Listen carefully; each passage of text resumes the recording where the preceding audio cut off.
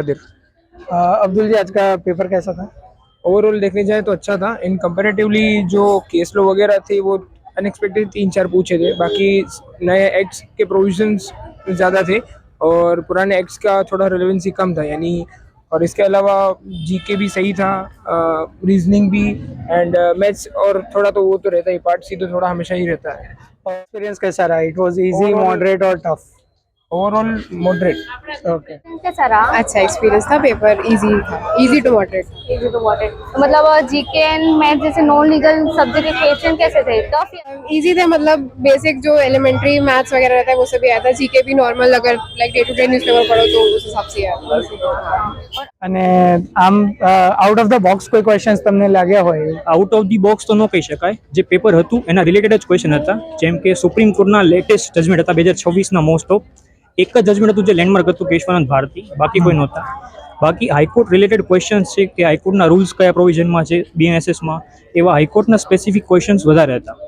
Easy to ટફમાં કેવી રીતે એને સ્કેલ કરશો તમે? ઇટ્સ દર વર્ષે હોય છે એવું જ હતું, તો કાંઈ હાર્ડ ને ઇઝી ન કહી શકે. It's upon your preparation. Okay. તમે ઓવરઓલ એક્સપિરિયન્સ કેવો રહ્યો પેપરનો? પેપર ઓવરઓલ પ્રીવિયસ યર્સ કરતાં થોડું કમ્પેરેટિવલી ટફ હતું. એટલું પણ ઇઝી જે લેવલ પહેલાં હતું એવું નથી રહ્યું. તો એના કમ્પેરમાં we can say that it was a bit tough. જે રિસન્ટ જજમેન્ટ્સ આવ્યા છે, નવા જે અપડેટ્સ આવ્યા છે એના પર ફોકસ વધારે હતું, એ થોડા ક્વેશ્ચન્સ વધારે હતા. જીકે આજનું પેપર કેવું રહ્યું? ઇટ વોઝ ડિસન્ટ, મતલબ એનું ઇંગ્લિશ પર્સપેક્ટિવ અને બીજા બધા જે ટ્રાન્સફર ઓફ પ્રોપર્ટી આ કોન્ટ્રાક્ટ આ એ બધું સિમ્પલ હતું, બટ સીપીસીના ઓર્ડર્સ બહુ વધારે પૂછ્યા હતા. ओके। मीर जी, कैसा था आज का पेपर? पेपर आज का मॉडरेट था। बेसिक मीन्स डायरेक्ट क्वेश्चन थे कि मीन्स जो इन डेप्थ सेक्शन ज़्यादा पूछी थी कि ભાઈ, આજનું પેપર કેવું રહ્યું? પેપર આમ જોવા જાય તો સીપીસીના થોડાક આજે વધારે ક્વેશ્ચન હતા. બીએનએસએસ ને બીએનએસ બીએસએ જે આપણા જે નવા કાયદા આપણી સરકાર દ્વારા જે બનાવવામાં આવેલ છે 2023માં, તેના બી ક્વેશ્ચન વધારે હતા. અને એમ ઇઝી હતું પણ કેવું કે જે સ્ટુડન્ટોએ આર્ટિકલ સેક્શન્સ ને બધું લર્ન કર્યું હશે એ બધા માટે આ એક નવું છે. કેમ કે જે લોકોએ સેક્શનો લર્ન કરી છે, આર્ટિકલ લર્ન કરી છે, મોસ્ટલી એ બધું એનાથી થોડુંક અલગ લેવલનું પૂછ્યું છે અને બેસિક બેરેકમાંથી આવેલું હતું. ઓકે. અને પેપરને રિલેટેડ તો મેઇનલી છે ઓફેન્સીસ છે, એમાં સરે જેમ કીધું હતું એમ સેક્શન નંબર તમે યાદ રાખશો એટલે નીકળી જશો. બરાબર.